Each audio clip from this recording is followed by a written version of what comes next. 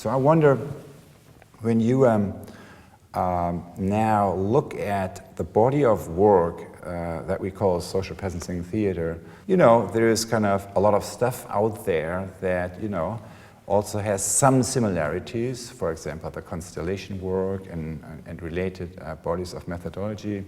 What is your view on kind of some of the similarities and some of the differences?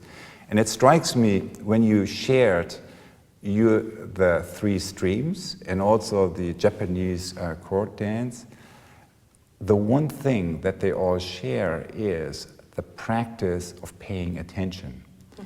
So that seems to be kind of one of the underlying currents of kind of the different bodies of work that you brought together. And that, of course, is also kind of the deeper phenomenon or the deeper language that underlies how we think and try to articulate the evolution of social fields. Mm-hmm. So what is your view on that? If you today look back at the 10 or so years of developing this body of work? So I think one of the things that was so remarkable and unlocked for me personally, but for others also, the articulation in Theory U unlocked some, we were able to actually say or have a framework for our experience or for the experience of a creative process.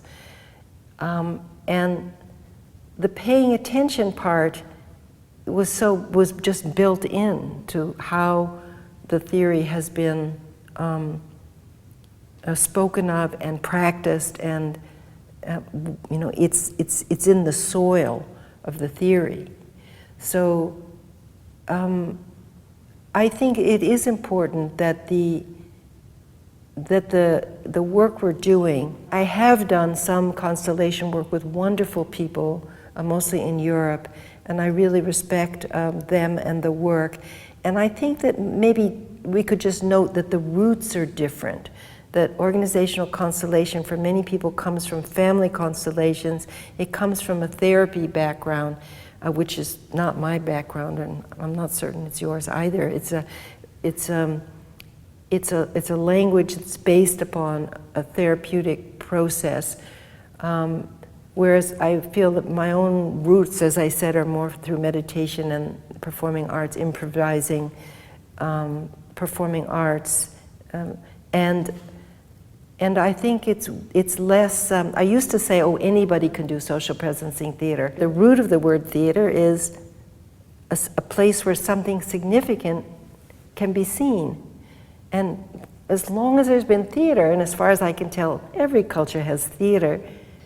It's a place where human beings can come together and see, what it is to be a human in relationship to other human beings, So I think that that's, again, what we're looking at. What is it to be a human being, and how human beings together in a healthcare system or in a education system, how we're kind of making choices which, aren't what any of us want.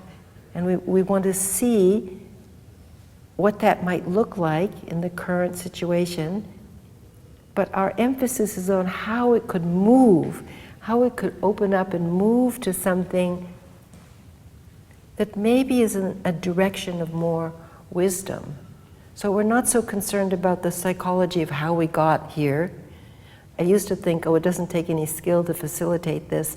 I'm not certain that that's exactly true. But we as facilitators don't intervene. We don't interpret the results. We don't stop and adjust people or anything like that. We just let it go from beginning current reality sculpture 1, and then it unfolds and it moves, and we encourage people to pay attention to the whole and to pay attention to how they feel, and then it ends. And then we just to hold a space for them to reflect on what happened, where did I go, what did I feel like, what did I see the others doing, what inspired me to move forward, where did I feel uncomfortable, things like that. So they just can reflect together on their experience. And the wisdom of it comes out from their own, connecting with their own sort of body knowing and social body knowing.